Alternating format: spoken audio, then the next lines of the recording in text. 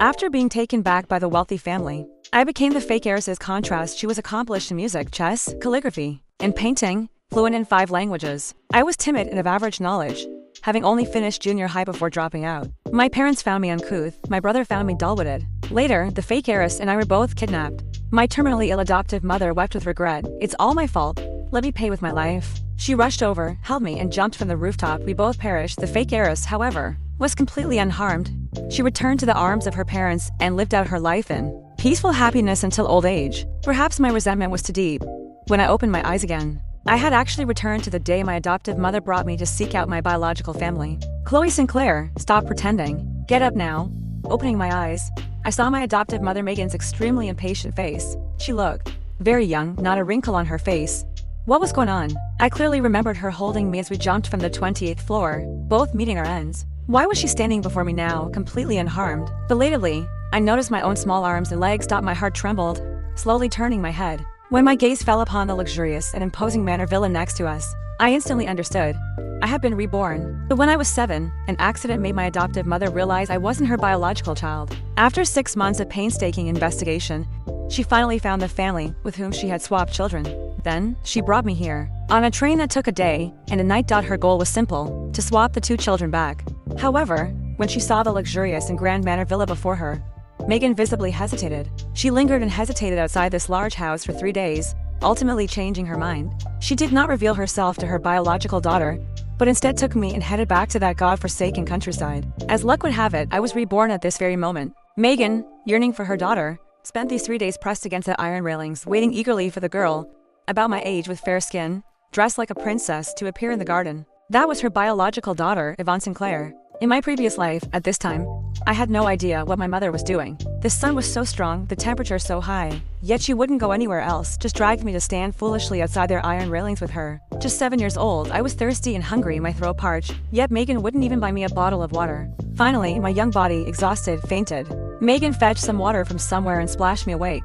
Not a word of concern, just extremely impatient scolding, accusing me of pretending to faint. As my thoughts gradually settled, I looked at my adoptive mother's angry expression, and wisely chose to remain silent. The sound of a car starting came from within the manor. Megan tensed, stood up, and peered inside. A car was coming out. She excitedly ran to the iron gate, watching the slowly approaching car, her excitement palpable. Finally, it stopped. The car window slowly lowered. A crisp, childish voice flowed out. "Who are you? Why are you standing outside her house?" Megan was so excited she could barely speak. She kept wiping her tears, her eyes wide as she stared at the doll-like girl in the car, her voice trembling as she said, "We were nobody. I just think your house is beautiful, wanted to look at it a bit longer." The other party seemed unhappy. The childish voice spoke again. "You've been looking for so long. Why haven't you left yet?" Megan was slightly taken aback, a look of intense reluctance flashing across her face. She replied softly, "We'll leave right away." Right away. In my previous life, after watching the car drive away, Megan, wiping her tears, dragged me away, looking back every few steps. By the time I next set foot in this manor, 18 years had passed up by then. I had finally understood why Megan had acted so strangely that day. But a full 18 years. How many 18-year periods are there in a life? This lifetime. I absolutely must not repeat the same mistakes. Just as the car window was about to close and the wheels started moving forward, I rushed over without hesitation. The driver was startled, slamming on the brakes. I stood in front of the car, calm and composed. Charles got out of the car, his expression quite unpleasant, glaring at me fiercely. "What are you doing, little girl? Don't you want to live?" Megan was shocked and flustered, hurriedly coming up to pull me away, apologizing frantically. "I'm sorry, this child isn't quite right in the head. She didn't mean to." To say I wasn't right in the head? I bit her arm hard, quickly broke free from her grip, rushed to the driver's side of the vehicle, opened the door, and shouted to the elegant lady in the back seat. "Veronica, I am your biological daughter. 7 years ago, when you gave birth at Nanhua Hospital, you were swapped with my mother. She came here this time precisely for this matter." My biological mother, Veronica, who had been sitting upright in the back seat, widened her eyes in disbelief upon hearing my words. Megan in front of the car turned pale, no less shocked than my mother. She had never breathed a word about the swap child incident to me in the past 6 months. However hard she thought, she couldn't comprehend how I, so young, knew about this. But Megan quickly reacted, running over and pulling me frantically. "What nonsense are you spouting, you wretched child? Have you gone mad? Let go. Come back with me now." I clung desperately to the backrest, refusing to let go no matter what, recalling what my grandmother had told me in my previous life. 7 years ago, Mother Veronika's brother and his friends had an accident while mountaineering in a remote town. Mother, to see her brother one last time, disregarded her 9+ months pregnancy and flew to the incident location. She finally gave birth to me at a township hospital, where, due to a twist of fate, she was swapped with Megan's child. Veronica, my date of birth is 20x, February XX. The hospital was Nanhua General Hospital. Don't you have any impression? Weren't you also giving birth there that year? Whether you believe it or not, the girl in your arms is not your biological child, she has blood type A. While I have blood type E. She is a child of my mother, Megan. Before I could finish, Megan reached out a hand and firmly covered my mouth. She screamed hoarsely at me, "Chloe Chambers, if you say another word, I'll beat you to death." Megan dragged me out of the car. Her movements panicked, stumbling as if to run away. Even though I struggled with all my might, my body was so small and weak, no match for a farm woman like her who worked the fields all day. Just as I was feeling hopeless and filled with despair, a voice came from behind. "Wait," Megan tensed. But instead of stopping, she quickened her pace. "Charles, stop her." "Yes, madam." At this, the stone in my heart finally landed and my taut nerves relaxed. A week later, the DNA results came out. Yvonne Sinclair probably also understood what was happening. She cried hysterically, clinging tightly to mother. "No, I won't go. I want to stay with mommy and daddy. I'm not going anywhere." Mother Veronica was naturally also very reluctant to part with her. This was the treasure she had raised like a princess since childhood, the apple of her eye. Mother looked at me somewhat awkwardly while patting Yvonne Sinclair's back, constantly comforting her. Brother Mark rushed forward. "Mom, we can't send Yvonne away. So what if she's not biological? I want her to stay in our family." Father Douglas, noticing me standing alone to the side, quickly came over and gently patted my little head. I looked up at him pitifully. "I'm sorry, Daddy. Perhaps I shouldn't have come here. If you can't bear to part with Yvonne Sinclair, then let me go back to the countryside." Douglas's brows furrowed slightly, his tone gentle. "This is your home. You're not going anywhere. Mommy and Daddy will take care of you and protect you for a lifetime."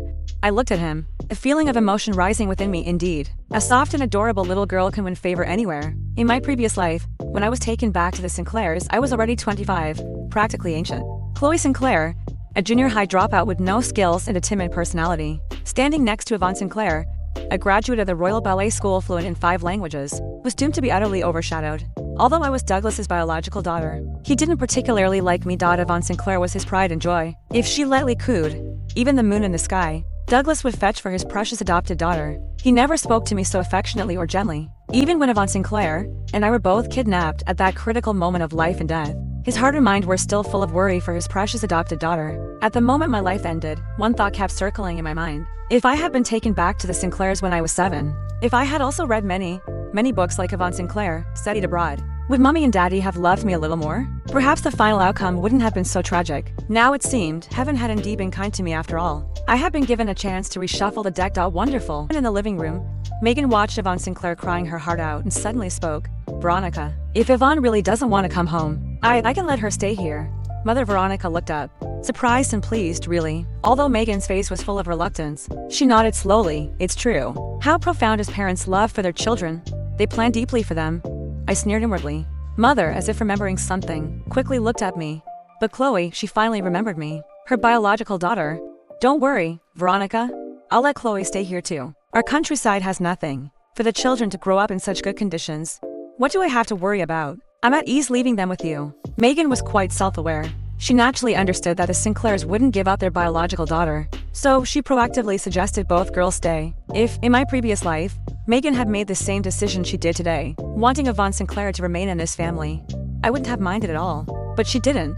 How did she treat me? After returning from the Sinclairs, she resolutely withdrew the love she once had for me, carrying this secret alone for a full 18 years. She no longer spoke to me softly, no longer called me by my childhood nickname. She made 8-year-old me do endless farm work, cut to baskets to pick grass, every day before school, tend to the sheep on the mountain straight after school, come back after dark to wash clothes and cook.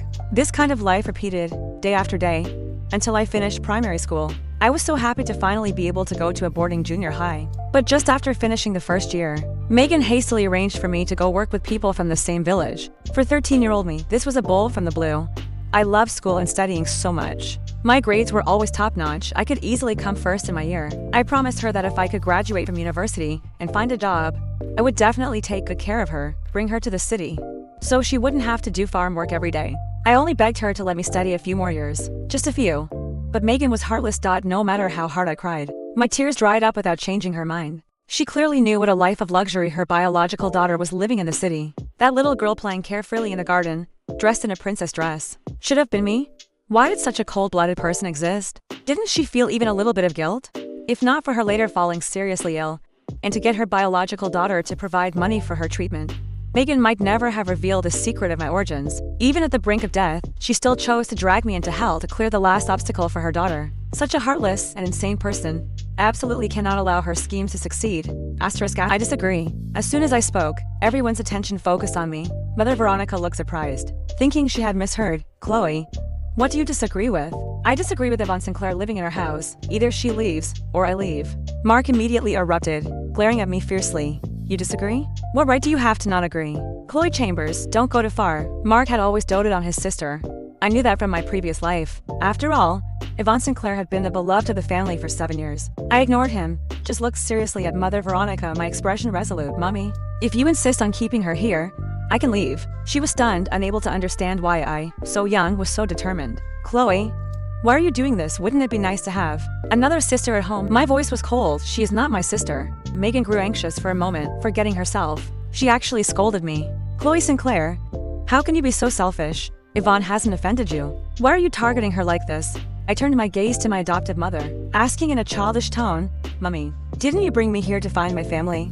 Wasn't the initial idea for everyone to return to their own homes? Her expression froze. I want to ask you, why did you stand with me outside the railings for 3 days but never come in? Why did you try to run away as soon as you saw my biological mother? Didn't you actually want me to meet Mummy and Daddy? Did you just want to secretly take me back to the countryside?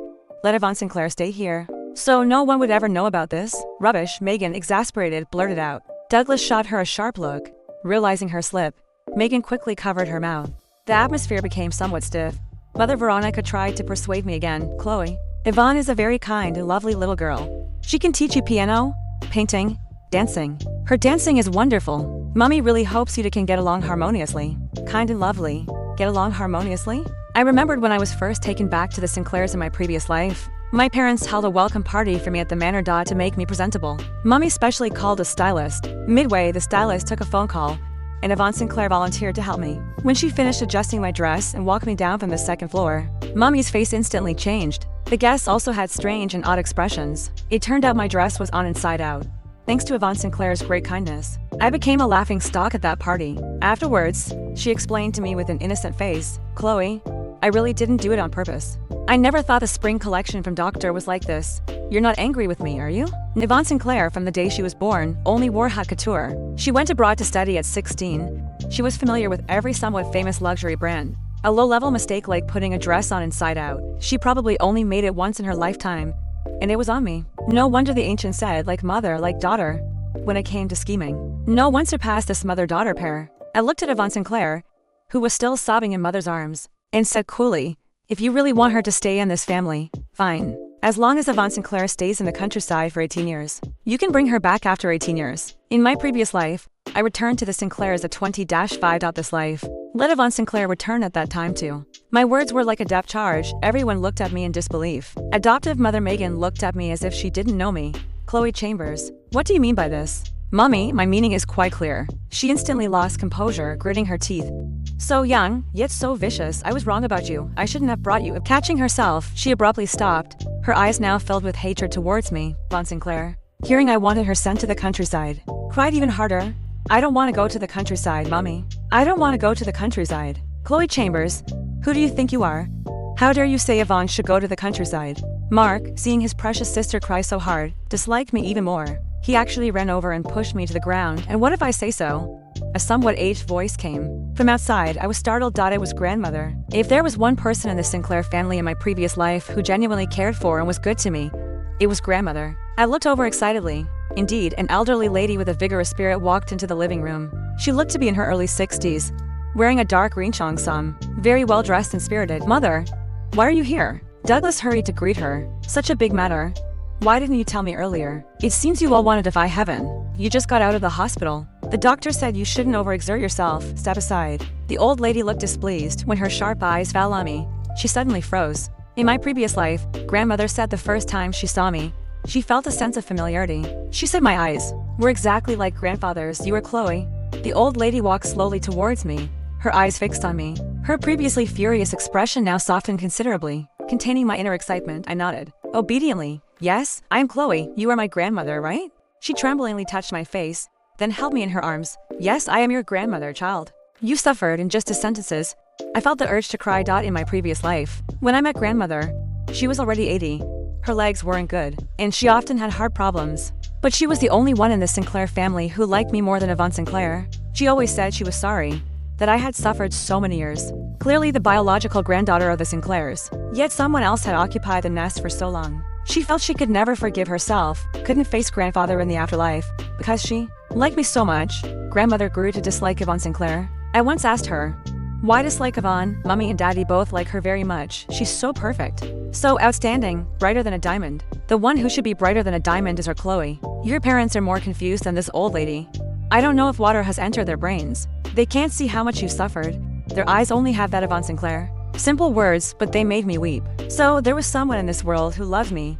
Even if I wasn't that dazzling, not that perfect, someone would still love me unconditionally. Before the old lady passed away, she left all her property and jewelry to me. She told me to eat well, live well, and have a long life. But in the end, I failed to live up to her wishes. Asterisk. Grandmother, you came just in time. Chloe Sinclair actually said she wants to send Yvonne to the countryside. She must be mad. The little fatty Mark rushed to the old lady first to state his case. Perhaps thinking he had found a powerful ally. He looked smug. Brat, it's you who's mad. Grandmother, angry, immediately gave him a knock on the head. She swept her gaze across the living room. Since Yvonne Sinclair is not a Sinclair, of course she cannot live in our house. Send her away.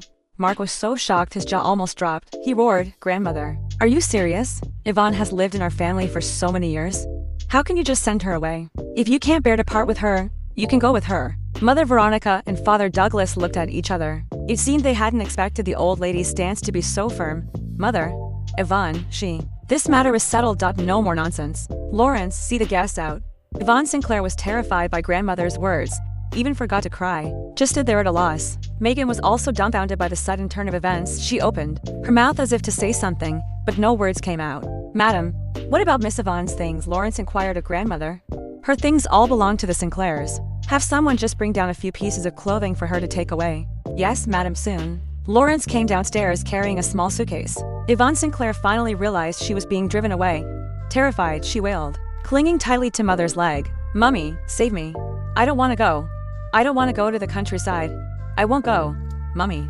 Although mother was full of reluctance, there was nothing she could do. In this family, once grandmother spoke, neither father nor she could interfere. Perhaps remembering my earlier words, Yvonne, you go to the countryside first. In a few years, Mummy and Daddy will come to get you, all right?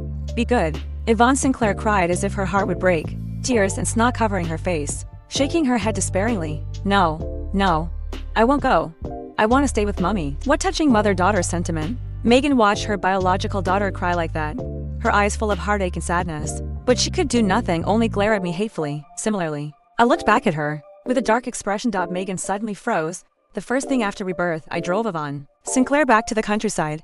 Truly cause for celebration. Of course, grandmother deserved most of the credit, but I was also very curious.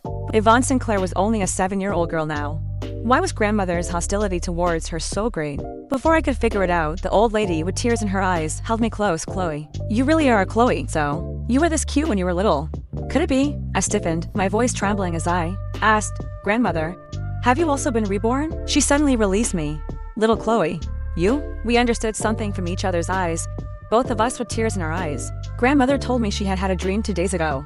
She dreamed her granddaughter had been swapped. She even dreamed my name, Chloe Chambers. In the dream, I wasn't recognized by the Sinclairs until I was 25, but I wasn't liked by Mummy and Daddy. They preferred the fake heiress, Yvonne Sinclair. Under Yvonne Sinclair's intentional or unintentional contrast, I became the city's famous good-for-nothing heiress, mocked and scorned by others. My reputation in tatters. Later, Yvonne Sinclair took a liking to the fiancé grandfather had arranged for me long ago.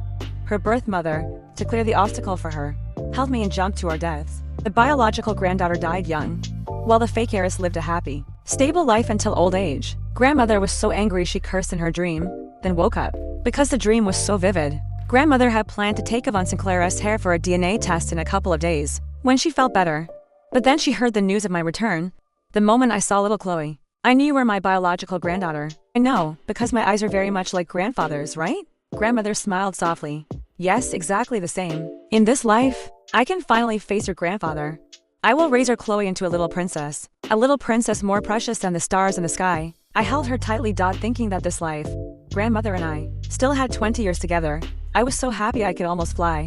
And so, I officially became Chloe Sinclair. After settling in with the Sinclairs, my days were busy and happy. Painting, taekwondo, fencing, piano, violin, anything I was interested in. As long as I wanted to try, I could. As for studies, I was only a second-grade primary school student. For me, who had dropped out of junior high in my previous life, this was all child's play. At first, Father Douglas was very annoyed by what he perceived as my aversion to studying. He thought I was an academic failure and promptly hired tutors for me. Until he discovered I could easily complete test papers for the second, third, and even fourth grades, he almost thought I was a prodigy. Of course, I didn't dare be too outrageous. When the tutor brought out a fifth grade maths paper, I deliberately showed a little difficulty. Lest they truly think I was a genius, that would be hard to explain later. Mother Veronica was initially very distant with me, I knew, because of the Yvonne Sinclair matter. She must hold some resentment towards me, but I didn't really mind. Probably because I had been too disappointed in them in my previous life. I no longer craved parental love in this one.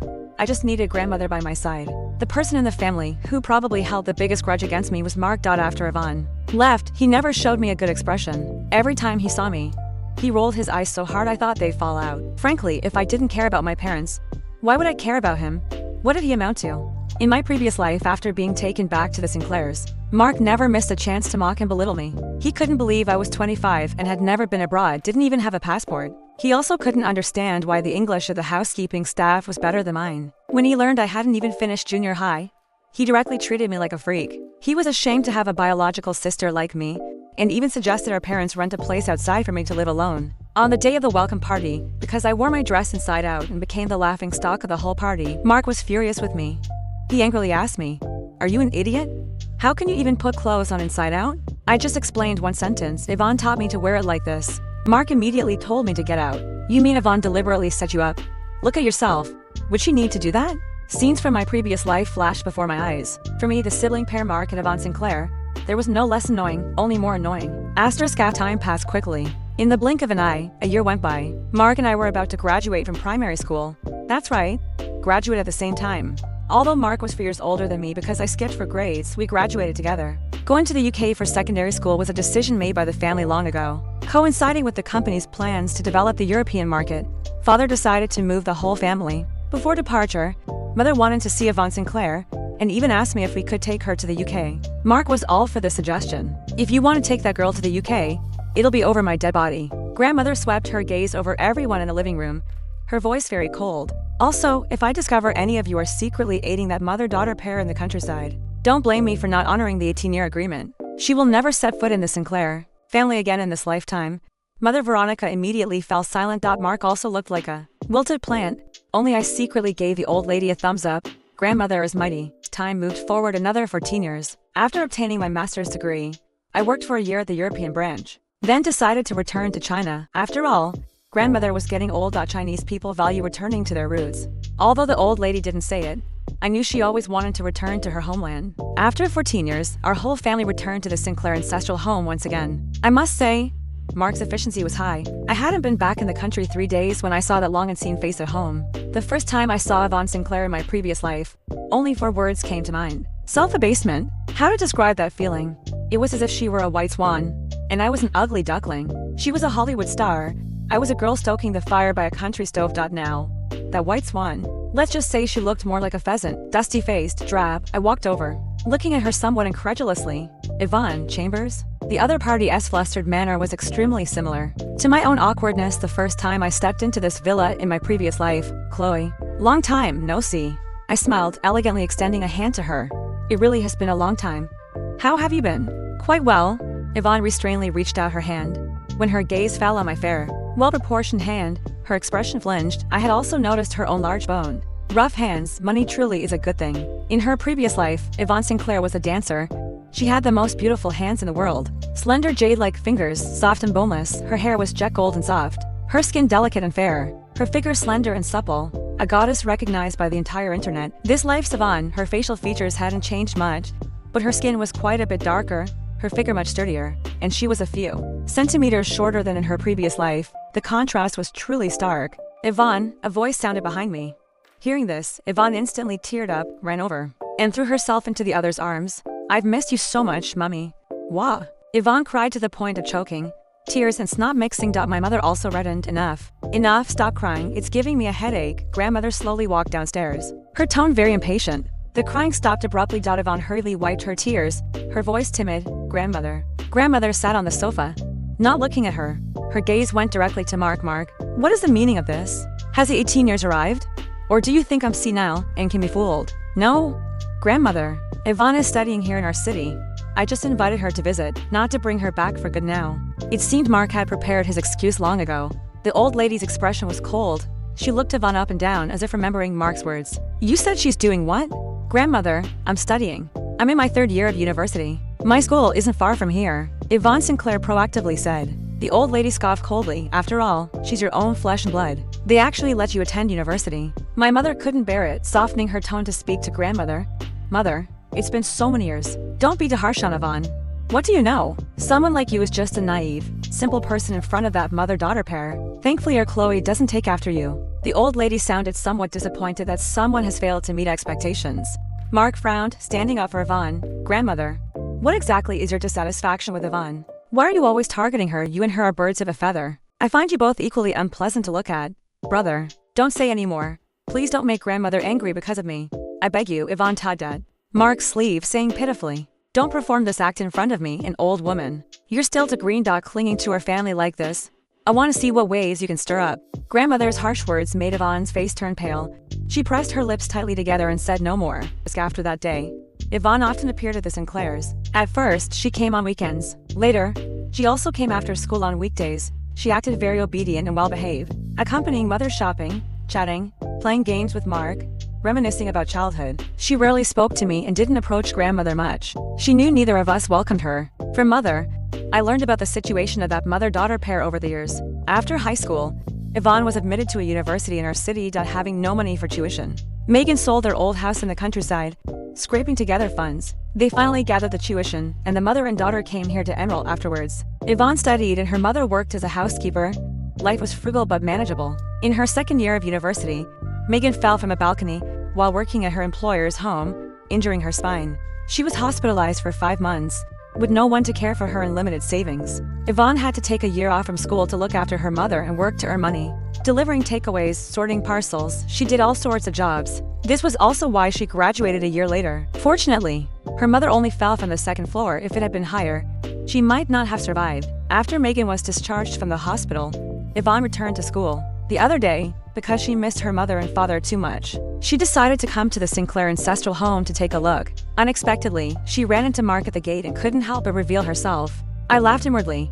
What a remarkable coincidence. Our whole family was abroad for 14 years, and she just happened to come to take a look on the 3rd day after our return. If we hadn't returned any later, the road outside the wall would probably have been worn into a ditch by that mother-daughter pair. Asterisk. A few days later, Yvonne came to find me in the study. Chloe, are you free in the next few days? I was preparing materials for Monday's meeting, but still stopped what I was doing. Is something the matter? She smiled at me. It's my mother. She said she hasn't seen you for so many years and doesn't know what you look like now. Of course, if you're busy, it's fine. Work comes first. Megan wanted to see me? It seemed this mother-daughter pair couldn't wait to move into the Sinclair family. Then let's make it tonight. You and Megan come to the house for dinner. I'll inform the kitchen in a moment. Yvonne seemed very happy and quickly agreed. Okay, good. I'll tell my mother. Megan hadn't changed much. She still looked as I remembered. Thin figure, plain face. Very simple clothing. At her first glance at me, she was visibly startled. She scrutinized me from head to toe discreetly, although she tried hard to hide it. I caught a flash of intense hatred in her eyes. In an instant, a warm, enthusiastic smile appeared on her face. So, you're Chloe? You've grown so beautiful. I almost didn't recognize you. I maintained a polite distance, smiling slightly at her. Megan, after all these years, you still look the same. My use of Megan made her expression freeze momentarily before she went along with it. Not at all. Not at all. I've aged. So many white hairs. Your mother is the one who still looks the same. Hasn't changed a bit. Still so young and beautiful. After some pleasantries, Lawrence came to announce that dinner was served. When grandmother entered the dining room from outside, Megan hurriedly stood up with an ingratiating expression. Madam, long time no see. How is your health? Grandmother's indifferent gaze swept over her as she slowly took her seat at the table. What brings you to our house? Madam, I just came to see Chloe. Haven't seen her for so many years. Wanted to see what she looks like grown up. Hearing this, grandmother nodded. Sit down. I heard you and your daughter have been in this city all these years? Megan sat down properly and continued to reply. Yes, madam. Yvonne is attending university here. I just found some odd jobs to do here. That girl Yvonne seemed very clever when she was little. Isn't she the same age as our Chloe? Why hasn't she finished university yet? Our Chloe has already graduated with a master's from Imperial College London and worked for a year. Megan's face stiffened. She forced a smile. Yvonne took a year off in the middle to care for me. So she was delayed. Grandmother acted as if she hadn't noticed. Is that so? So? She should graduate next year then. What major is she studying? How is the school? If her major is relevant, she could work at Sinclair Corp. Our Chloe is also due to become vice president of Sinclair Corp next year. Given the fateful connection from childhood, it's only right to look after her a bit. No wonder they say ginger is spicier when old. Grandmother, with just a few words, rendered Megan and Yvonne much quieter. Mother quickly stepped in to smooth things over. The food is getting cold. Let's eat first, asterisk as I expected after that dinner. Yvonne came to the house even more frequently and occasionally stayed over. A few days later, a housemaid resigned. Yvonne mustered her courage to ask grandmother if her mother, Megan, could work for the Sinclairs. Surprisingly, grandmother agreed, and so Megan and Yvonne openly moved into the Sinclair household, asterisk. That evening, grandmother called me to her room. Her expression grave. Little Chloe, starting today, a pair of jackals and tigers has moved into our home. Grandmother is old. Your mother and brother are fools. They wouldn't know they've been sold out by that mother-daughter pair. The task falls to you now. It's better to have them out in the open inside the house than to have them watching covetously from the shadows. This way, it's easier to know their next move. I held the old lady's hand, resting my head on her knee as I did when I was little. Don't worry, grandmother. The Chloe Sinclair of today is no longer the timid, easily bullied Chloe Sinclair of the past. Please don't worry about me. The old lady sighed, stroking my forehead. That's good. Grandmother knows that because of what happened in your previous life, you hold resentment towards your parents and Mark. I don't ask for much, just hope you can let go of some of that grudge. Family is still family, after all. Sinclair Corp will inevitably be handed over to you in the future. Just give Mark enough to eat. Don't let him starve, that's enough. I'm not worried about your parents. As for that mother-daughter pair, absolutely no mercy. You must be thorough and show no leniency. My birthday was approaching. Mother planned to host a party at home, also to introduce Yvonne to everyone, perhaps afraid I would object. She specially came to ask for my opinion. I smiled. Of course, Yvonne lived in this family for so many years. I'm not that petty. On the day of the party, Yvonne wore a black off-the-shoulder evening gown, paired with a dazzling pearl necklace, carrying a small black clutch, her long hair loosely tied up. She looked much better. When she confidently and gracefully moved through the banquet hall, she soon sensed something was wrong. People were covering their mouths and snickering behind her back, whispering. Others looked at her with playful expressions, as if watching a monkey show. In short, everyone's expressions were strange. Until my mother noticed something. Her face slightly changed, and she pulled Yvonne into a corner. Yvonne, is your dress on inside out? Yvonne looked down at her chest in panic, her face as if on fire. And no, it can't be inside out. The stylist told me to wear it like this. Go change it quickly. Yvonne, holding her skirt, no longer cared about anything else and hurried to the changing room. But what could be done? So many people had already seen. I, for one, have a great virtue. I bear grudges. After Yvonne changed her clothes and came out, she lost her previous poise and elegance. She tried hard to hide her inner embarrassment and awkwardness, but she could still feel those mocking, scornful gazes following her everywhere. I stayed upstairs for a while, finally waiting for the guest of honor for the evening. Jason, as in my previous life, wore a well-tailored trim suit, a pair of gold-rimmed glasses on the bridge of his nose, with handsome features and a tall, graceful stature. His entrance alone captivated everyone's attention. Attending the party with him was Grandpa Harold. I took grandmother's hand and walked downstairs. You must be sister-in-law. Wonderful. I finally found you. Grandpa Harold excitedly came forward. Grandmother was also deeply moved. The two elderly people chatted for a good while, then went into the study. My best friend Milo excitedly grabbed me. Chloe. Chloe? Who was that man just now? Is he from Rongcheng? He's simply the creme de la creme. Oh? He's my fiancé. My casual remark left her standing there in a daze, unable to process it for a long time. Jason was very handsome, exuding an innate nobility. Every movement carried an elegance and grace that seemed bred in the bone.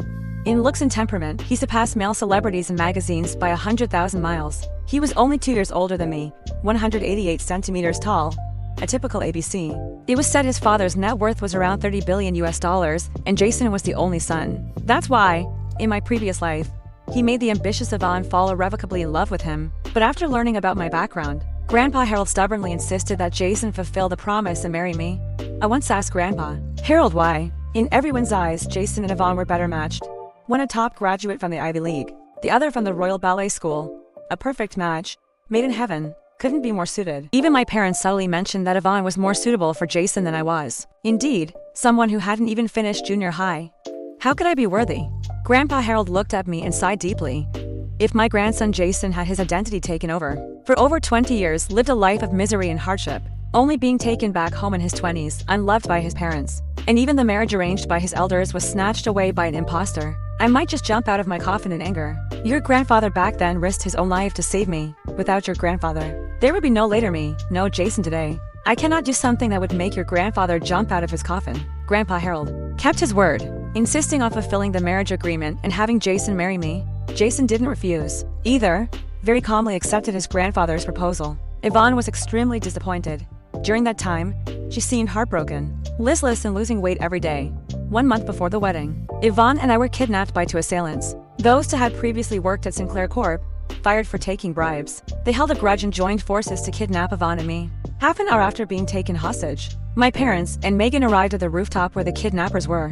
The 2 kidnappers' emotions were relatively stable at first. They just demanded that my father reinstate them at the company, promising never to repeat their mistakes. Megan, already in the late stages of stomach cancer, suddenly broke down crying like a madwoman. She slapped her own face. It's all my fault. If I hadn't swapped the 2 children when they were young, none of this would have happened. Let me pay with my life.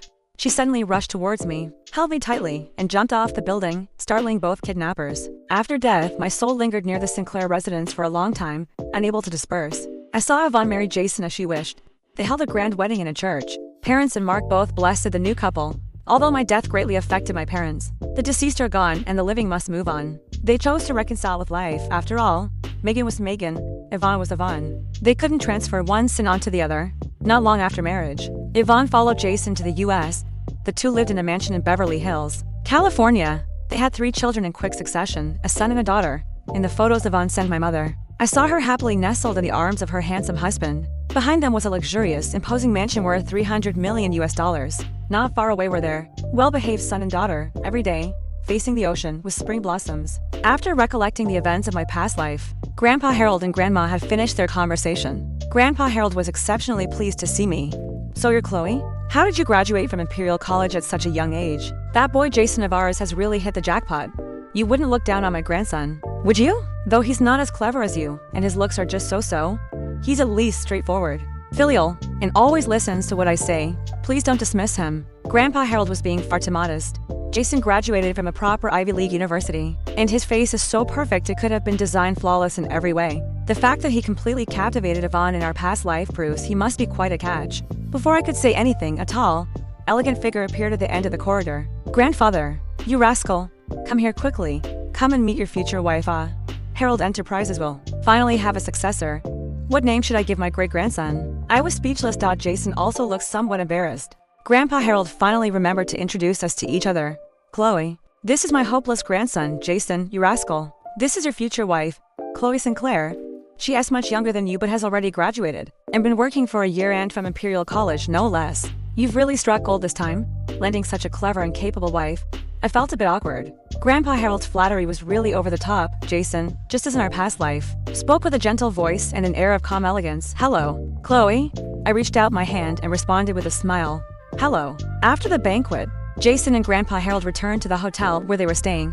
Before long, Yvonne curiously asked me, Chloe, who were that grandfather and young man earlier? That grandfather is an old friend of my grandfather's. They once arranged a marriage agreement for their descendants. As for that young man, you could say he's my fiancé. Yvonne's expression froze and a faint look of loss flickered in her eyes. Fiancé? He's quite handsome, I replied indifferently. He's all right, I suppose. She fell silent for a moment, then continued in a joking tone. I thought you, Chloe, wouldn't be fond of such an old-fashioned way of matchmaking.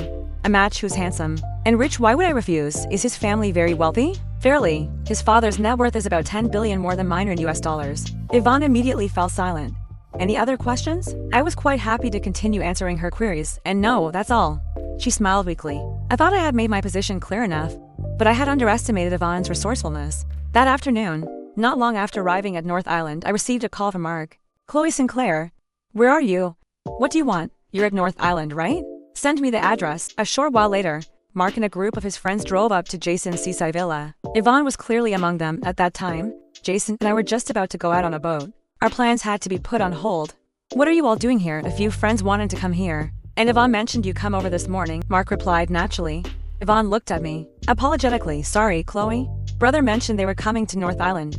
and I happened to say something about you being here. I didn't think they'd come straight over. I hope we're not disturbing you. I nodded. You are, actually. Perhaps you should go back, Yvonne. Mark, Chloe Sinclair. Are you insane? If it weren't for the fact that we can't find rooms anywhere else, I wouldn't have come here. Besides, this isn't even your house. This is my boyfriend's house. Is there a difference? Yvonne couldn't hide her surprise and stared directly at Jason after a brief silence. Jason quickly reacted. He came over and intimately took my hand. It's all right, Chloe. There are plenty of guest rooms here. Everyone can make do and stay here. Everyone thanked him politely, then went upstairs with their things. Yvonne walked slowly, her gaze fixed on Jason's and my interlocked fingers, her eyes dark and gloomy, sinister. After everyone had gone upstairs, I let go of Jason's hand and explained, earlier. I was deliberately speaking to my brother like that. Please don't mind it. That's just the way we've interacted since we were kids, mostly bickering. He smiled, unconcernedly. Not at all. I think it's quite amusing. Amusing?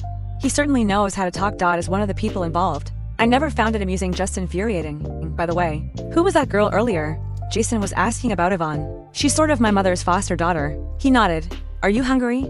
Shall we cook something? Since we couldn't go out on the boat, that seemed the only option. A few days later, my father returned from the UK and met the beloved adopted daughter he doted on so much. In our past life, father, Yvonne was very excited, tears glistening in her eyes. So you're Yvonne. You've grown so much. My father's tone was friendly, but his expression was distant. Yvonne wiped the corner of her eye, her tears turning to a smile, and said in a coquettish tone, Father, you're still so handsome, you haven't aged a bit. My father remembered something. I brought you a gift. I hope you like it. It was a Hermes bag from the latest collection, probably costing around 100,000. Yvonne was overjoyed and asked in disbelief, Really? Father, is this really for me? Of course. Don't you remember, when you were little? I always brought you back a gift whenever I traveled abroad. The tears Yvonne had just wiped away welled up in her eyes again. She threw herself into my father's arms. Thank you, Father. Thank you for remembering. Douglas looked somewhat moved, probably recalling how many more expensive and luxurious jewels he had given Yvonne in the past, none of which had moved her so deeply. Watching this touching father-daughter scene, I almost felt bad interrupting. But my father had already seen me, Chloe. No choice, I had to go and greet him. Dad. Good girl. Look what I bought you this time. Douglas let go of Yvonne and, like presenting a treasure, took out a unique and exquisite car key from his pocket. Not this again. I was unenthused. Dad, I already have plenty of sports cars and I don't even like driving. Give it to Mark. Sweetheart, it's a Bugatti. Your brother has been begging me for one for ages. I said I'm not interested. Yvonne's previously radiant face suddenly stiffened. She stared thoughtfully at the car key in my father's hand, then back at the Hermes bag in her own. It suddenly didn't seem so appealing anymore. My father had returned this time specifically to meet Jason. He needed to know what the other party was like before considering the marriage alliance. That evening, Grandpa Harold once again brought his grandson to our home. Jason wasn't wearing a suit today, just a light blue shirt paired with dark tailored trousers with the sleeves slightly rolled up. He still wore gold-rimmed glasses, which complemented his face, giving him an air of restrained sophistication. My father was surprised. Isn't this young man a bit too handsome? What if he's a playboy? Grandpa Harold's hearing was sharp, and he caught this immediately. Nephew, are you serious? You call this handsome? Back in our day, a lad like him wouldn't have stood a chance finding a match in our village. As for being a playboy, impossible. The men of Harold Enterprises don't go in for that sort of thing. If they cheat, they get thrown out with nothing. All assets go to the wife. We can put that in the prenup. I'm not joking. His words made my father embarrassed. Grandpa Harold, I was just remarking. Please don't get worked up. Nephew, your remark was noted. Better not to make such remarks next time. You gave me a fright. This girl Chloe is wonderful. I've set my heart on her as my granddaughter-in-law. Now that you're back, let's discuss their marriage. A smack sound was heard. Everyone looked towards the source. Yvonne had knocked over a tea set. Sorry, my hand slipped. She smiled apologetically at everyone. My father seemed hesitant. Isn't it a bit too early to discuss marriage? The two young people barely know each other. Before Grandpa Harold could reply, Yvonne suddenly spoke up. I agree with Father. Chloe and Mr. Grant have only just met. Discussing marriage now seems quite odd. They should at least have a sweet romance before entering into marriage. Grandpa Harold seemed to realize he might indeed be rushing things. Look at me. I'm so desperate for a great-grandchild. I've lost my senses. Of course they should date. What's another year or so in the grand scheme of things? Yvonne picked up the tea set from the floor, visibly relieved. She subtly shifted her gaze towards Jason not far away, her eyes becoming somewhat dazed. A blush gradually spreading across her cheeks. It seemed Yvonne's taste remained consistent. Even in this second life, she had fallen irrevocably in love with Jason at first sight. 2 days later, while I was having breakfast, I received a WeChat message from Jason. He politely asked if I'd like to go to North Island. North Island isn't far from here. about a 3.5-hour drive. Because of its beautiful scenery, pleasant climate, and abundance of seafood, it has become very popular in the last 2 years, with many influencers going there to check in. I had actually planned to go there last month after returning to the country. I'd made plans with Milo, but she suddenly had something come up, and by the time she sorted it out, my work had piled up, so it never happened. After a moment's hesitation, I agreed, afraid he might not be aware of some domestic travel tips. I reminded him that these 2 months were peak tourist season, and if we couldn't return tonight, we might need to book a hotel in advance. He hesitated slightly, then told me he had just bought a beachfront villa. I nearly choked on my milk. Seriously? He attached a photo, a 2-story Mediterranean-style villa facing the endless blue sea. Wait, I remembered last month, feeling a bit down after Milo canceled. I posted a WeChat moment with a photo of North Island. Let down by my unreliable bestie crying emoji. Really want to go snorkeling. He didn't buy the villa because of that post, did he? Did you see my WeChat moment? 2 minutes later. Can I not look? You bought the villa after seeing my WeChat moment? After another short wait, he sent me a cheesy grin emoji. Alright then. He is a domineering CEO type. My mom, seeing me chatting nonstop with someone, asked what was going on. I told her that Jason had invited me to the seaside and in the process, bought a seaside villa. Mom was caught between laughter and tears. How desperate is Grandpa Harold for a great-grandchild? Was this really necessary? Both of us found it somewhat amusing. Only Yvonne sat silently opposite, seeming preoccupied. Did you accept his invitation? Mom asked me. I nodded, of course. I had no reason to refuse.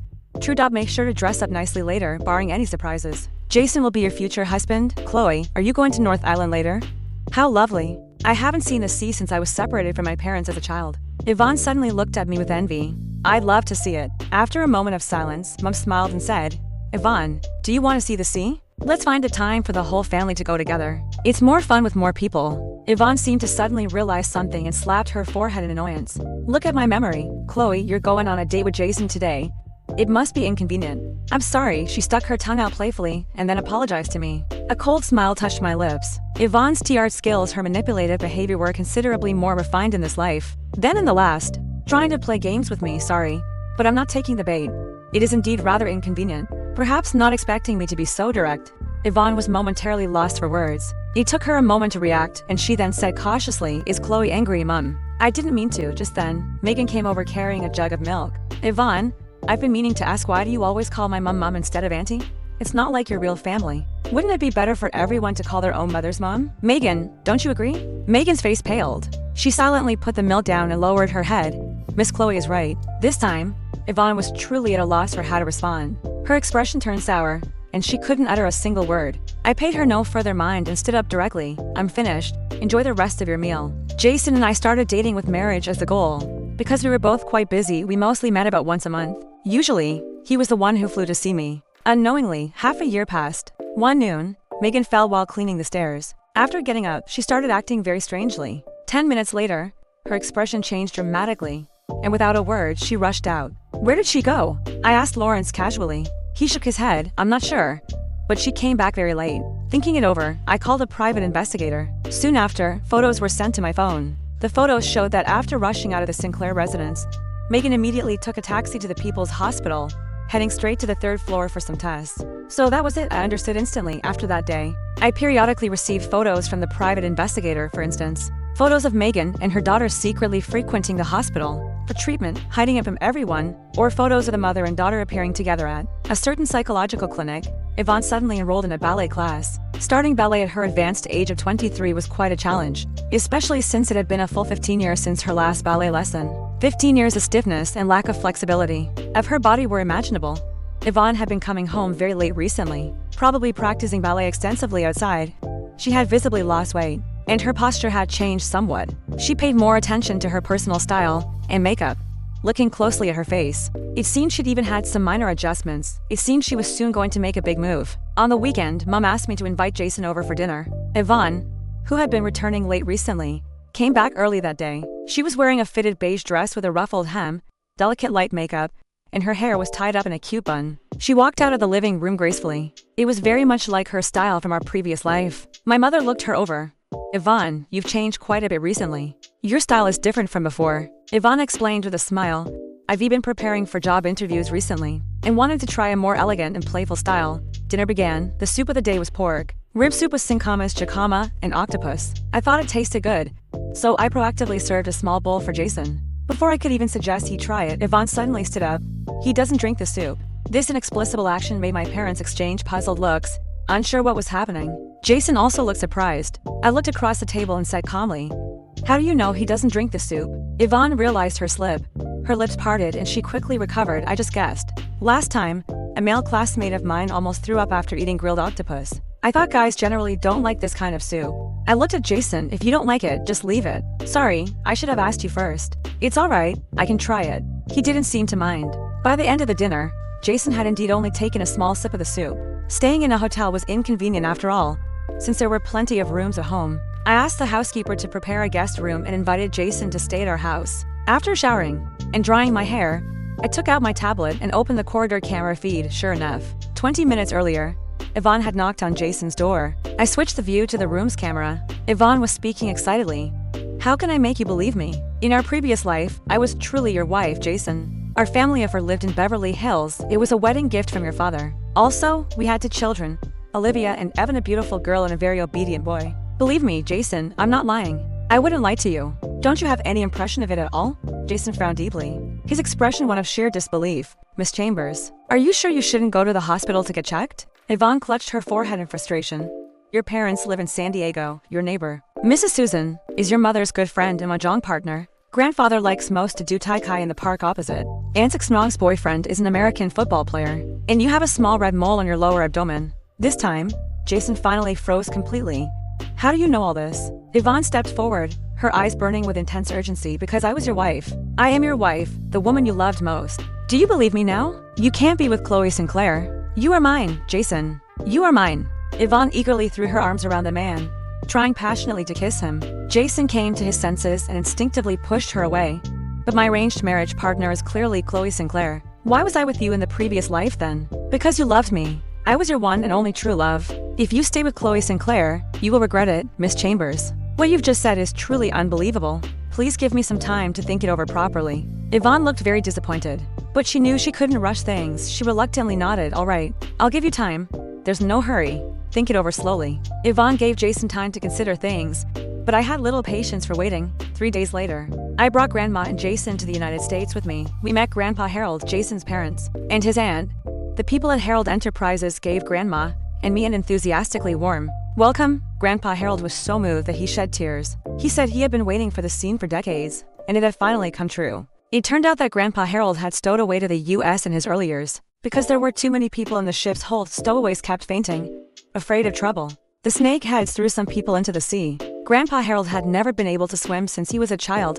When he was thrown overboard, he thought he was doomed. However, a young man around his age saved him and gave him a piece of floating wood. That young man pushed Grandpa Harold's floating wood and swam the entire night, before finally reaching the shore, allowing both of them to land safely. And that young man was my grandfather. The 2 young men immediately swore brotherhood, and Grandpa Harold even promised that their descendants would marry, unexpectedly. Once they parted, a full 60 years passed. Grandma couldn't help but sigh with emotion.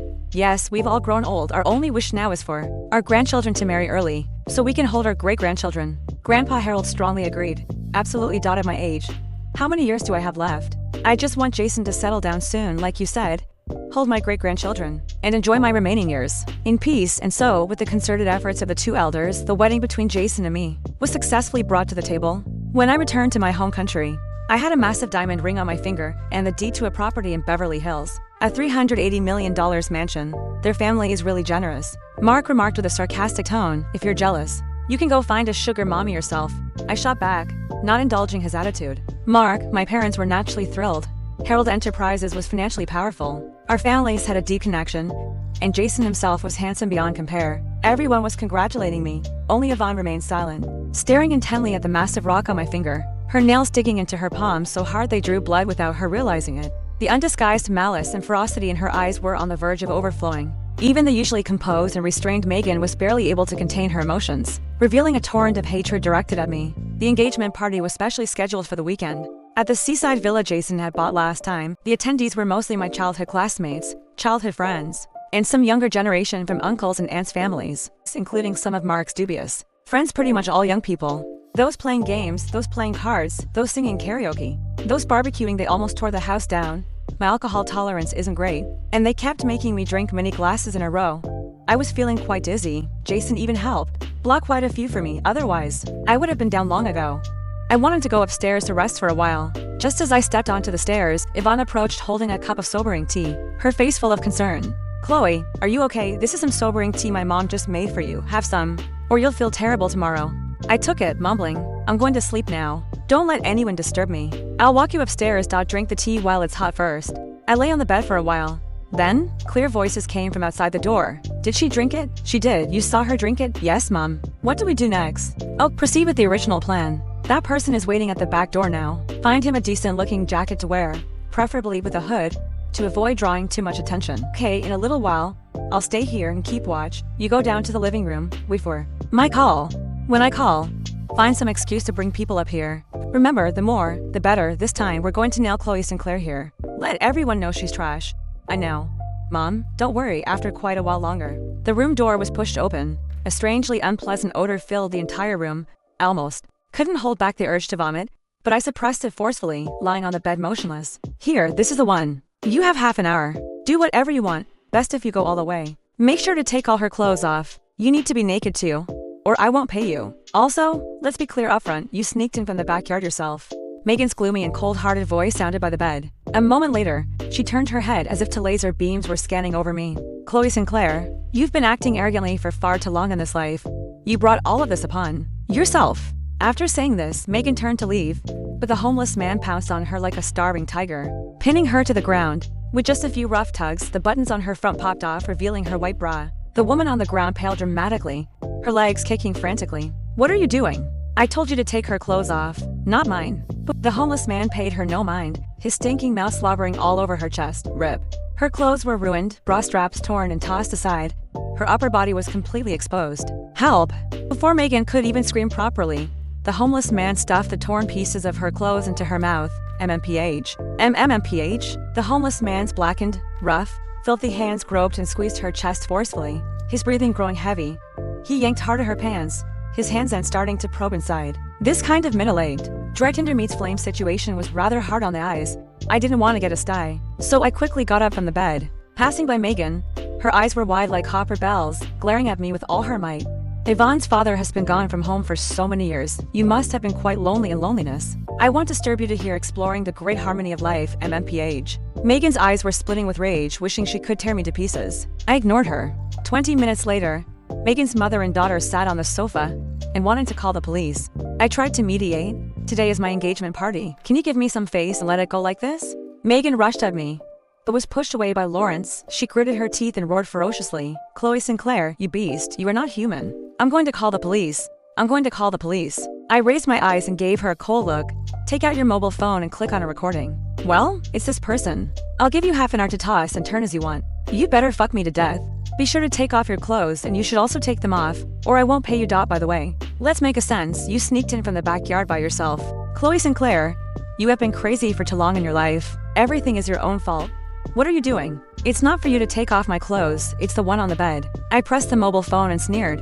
How about it? Do you recognize this voice? Do you still need to call the police? Yvonne and Megan turned pale and didn't move as if they had been punctured. They were only 4 people in the room. My mother and daughter, Lawrence and I. The tramp has already taken the money and left after a long time. Megan sat down and calmed down a lot. I did this, and it has nothing to do with Yvonne. I asked Lawrence to go out first. Beast away.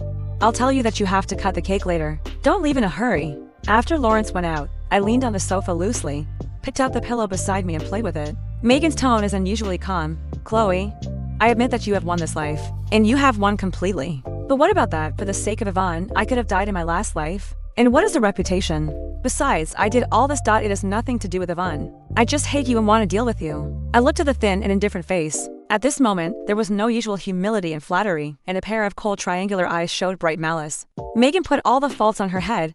She is a dying person, and even if she takes all the faults, nothing will happen. She wants to keep Yvonne and the relationship between Yvonne and the Sinclair. Even if she dies, she will keep the glory and wealth of her precious daughter. I didn't let her fulfill her wish. You don't think that Yvonne can retreat with his whole body until now? Megan, neither of your mother and daughter can escape. Yvonne looked at me and suddenly sneered, with an indescribable confidence and determination between his eyebrows. No one can escape. Who gave you this confidence? Chloe Sinclair, you were just reborn earlier than us. But so what? I have recovered most of the memories of my previous life. What if you graduate from Imperial Institute of Technology? I was not bad in my previous life. I was the head of the Royal Ballet. I can speak 5 languages and play the piano and cello. As long as I want, I can find a boyfriend of any style and nationality. Of course, I just want Jason. After all, there are not many handsome and smart men like him. If we compete fairly now, what chance do you think you have to win? It's just an advantage of the Sinclair's biological daughter. But if one day Jason also awakens a memory of his previous life, Chloe Sinclair, do you think you still have a chance of winning? My relationship with him for decades is very compatible in all aspects, including in bed. We raised 2 very lovely children together. You won't know how much Jason loves them. I bet with you that as long as Jason wakes up, he will abandon you immediately. At that time, you will become a worthless abandoned woman, and I will give birth to our baby with him again. It seems that Yvonne from her previous life is indeed back. I have to admit that what she said makes some sense. But with my character, how can I fight an unprepared battle? Yvonne, you must have seen Truman's World. She looked cold and waited for my next words. The male protagonist in the movie is no secret to the whole world, and his every move will be well known to the audience. And you are also transparent to me. And there is no secret to hide. I know you were confessed by a boy when you were in the 3rd grade. I know that during the summer vacation of the 6th grade, I had to go up the mountain to dig for herbs to earn money, in order to make ends meet the tuition fee for junior high school. I know that when you were in junior high school, you only ate 2 meals a day to save money. I also know that you will go to the construction site to do odd jobs every winter and summer vacation in your 3 years of high school. I took out a stack of photos from the bag next to me and threw them on the coffee table. The photo shows Yvonne in various periods in elementary school, junior high school, and high school. As I said, sometimes she digs herbs in the mountains. Sometimes she picks up empty bottles on the roadside, moves bricks on the construction site, and washes dishes in restaurants. Yvonne opened her mouth wide and looked at me as if I were a pervert. Do you know how much money this private detective has earned with me over the years? For him, you are really a money tree. Originally, I thought I couldn't find anything, unexpectedly. There was an unexpected gain. I took out a stack of photos from my bag, put it on the table. All of them are adoptive on here. Yvonne is entangled with all kinds of men. Those men are old and young, up to 20 years old and up to 60 or 70 years old. In these photos, some are kissing, some are touching their breasts, and some are put their hands under Yvonne's skirt. There are even lower levels, Yvonne's expression, or showing pain, or enjoying it, or forbearance, or impatience. Each one looks so lewd. After seeing these photos, Yvonne felt like being struck by lightning, and the blood on her face faded cleanly. Megan didn't know what was going on and subconsciously brought those photos over. What the hell is it? No. Yvonne jumped up in horror and screamed, "Don't look, don't look." She went to grab it like crazy, but unfortunately she was a step late and several photos were taken away by the other party. Megan looked at those photos and shook her body suddenly. She covered her forehead and refused to admit everything she saw. It's impossible, Chloe Sinclair. You deliberately framed Yvonne. How could I frame her? I laughed and said there are not only photos, but also videos. I turned on the iPad and played a video randomly. Stand up the tablet, and the screen is facing the mother and daughter. This is a video of Yvonne and a fat-headed man with big ears in the car. Because it was in the field, the windows were not closed. The professional photography lens is good, the picture is clear and 3-dimensional, and the sound is also clear. Yvonne rode on the man and peeled off her upper body. The man's pig-like mouth gnawed on her chest desperately. The sound of panting and the sound of waves kept entering my ears. The car body shook violently. With the man's low roar, the two of them twitched several times in a row and reached the peak of life together. The video is over. Megan tremblingly covered her chest with pain on her face. Yvonne looked at the tablet in my hand blankly as if he was stunned. And in her sophomore year, Megan fell from her employer's balcony and was hospitalized. And Yvonne took a leave of absence. She has indeed delivered express delivery and takeaway, but the money is too slow. The doctor said that Megan must have surgery immediately and stay in the hospital for at least 3 to 5 months after the operation. During that time, Yvonne always wandered outside the Sinclair Manor. She hoped that my mother and Mark could fall from the sky and save her from the water and fire. But she was disappointed. She once squatted outside the gate for 2 days, and finally squatted at Lawrence. She begged Lawrence to tell her my mother or Mark's phone number. Of course, Lawrence will not agree to her request, as Grandma has specially told her before. Yvonne was completely desperate. Later, she found a way and met Mama Sang in a hotel. She became a member of the 8-girl school, took a nice name for herself, and also applied for a fake ID card. She singers on all men for money. As long as she gives money, she can do anything. She makes money like crazy. In the photo sent to me by the private detective, sometimes in the hotel toilet, sometimes in the motel, and sometimes in the client's car. Finally, when she earns enough money to pay for the remaining 2 years of tuition and her mother's medical expenses, she immediately gave up and went back to school to continue her studies, as if nothing had happened. If you don't want others to know, you can't do it yourself. It's a pity, Yvonne. As long as you stick to it for another year, our family will be back. Megan looked at Yvonne in a daze. A mouthful of old blood spurted out of her mouth. Yvonne, you are confused. No wonder she was so angry that she vomited blood. Her precious daughter was reduced from the delicate daughter of heaven in the previous life to a girlfriend who could be married with money in this life. How can my heart not hurt? Megan looked at me with tremendous hatred in her eyes. Chloe Sinclair, you are so cruel. For so many years, you have known the situation of our mother and daughter and have not helped us. I was amused by her. Are you kidding me, big sister? Who killed me in my last life? I didn't know how relieved I was when I saw these photos. As for you, do you remember what the doctor said when you were diagnosed with stomach cancer in your last life? As long as your disease is found half a year earlier, the chance of healing is 90%. Half a year ago, it was when you first came to the Sinclair to work. According to the regulations of the Sinclair, the maiden needs a physical examination before coming to work. I specially told Lawrence that you don't need a physical examination, just go to work. You lived 45 years in your last life, and you still can't escape the fate of your previous life. It's a pity that I was raped by a tramp. Megan hated it so much that her whole body trembled. She stared straight at me and pointed at me with a trembling finger. You. After the fight with her, it's Yvonne's turn again. You just said that when Jason awakens a memory of his previous life, he will immediately abandon me and marry you. You are a bitch with a pair of jade arms and 1,000 pillows, half a little red lips. I really can't imagine how open Jason's parents have to be to endure a daughter-in-law like you. Jason thinks of the way you shake hard on other men. Will he vomit while sleeping with you? Yvonne screamed loudly. She covered her ears and shook her head like crazy. No, don't. Megan sat aside with a face full of despair, and there was only air in her mouth without inspiration. I looked at her with a smile. Are you satisfied with these photos? Now you should know how the precious daughter you were proud of, sparkling, arrogant and reserved, the head of the royal ballet in her last life, was reduced to a bitch who was ridden by thousands of people and fucked by thousands of people in this life, and could enter her body for only 200 yuan. This time, even Megan howled. I picked up the bag and tablet next to me, and she sharanced it up. I'm going to go crazy tonight. How can I enjoy such wonderful photos and videos alone? Of course, I have to take a good look at my fiancé Jason. Yvonne looked up suddenly, and she obviously realized what I was going to do. The next second, she rushed over with a crazy expression. Chloe Sinclair, you bitch. I'm going to kill you. I'm going to kill you. I kicked her far away with one kick. I forgot to tell you that in addition to graduating from Imperial Institute of Technology, I can also play the violin, cello, taekwondo 9 steps and judo 10 steps. I stepped out of the room and onto the second floor balcony. The living room downstairs was filled with the clinking of glasses and a hubbub of voices. With a clatter, I scattered all the photos from my bag down below. Then I took out the remote control and turned on the projector that I had prepared earlier. A video of Yvonne writhing and moaning on different men began to play on the wall of the living room. By the time Megan and her daughter reacted and rushed out of the room, it was too late. Damn, what kind of party is this? A sex party? Why is one thing after another happening? Hey, that's not Yvonne, it was her mom just now. And now it's her. The mother and daughter are really wild. Oh, this guy is so ugly. Yvonne really has no shame. Why did it change to another man? This one must be over 70. Help. I'm going to throw up. I watched everyone's expressions with satisfaction and turned to the frightened mother and daughter. Yvonne, you're about to be doomed forever. Even if Jason is reborn, he will never accept you again. Even if you are reborn in your next life, you can't hide the fact that you are a prostitute in this life. Even if Jason is reborn countless times, he will always remember that his little wife in one of his lives moaned and gasped on all kinds of men. He will always see you as a plague, even if everyone here is reborn in the future. They might remember that you were elegant like a flawless swan in your previous life, but they will also remember that in this life, you were a prostitute who would do it for 200 yuan. Megan let out a shrill scream and lunged at me like a vengeful ghost. I slightly sidestepped. She missed and plunged headfirst down the stairs. Thud, thud, thud, thud, thud. Everyone watched in shock as Megan groaned and lost consciousness. Yvonne looked down in terror when she spotted that handsome and charming face in the crowd.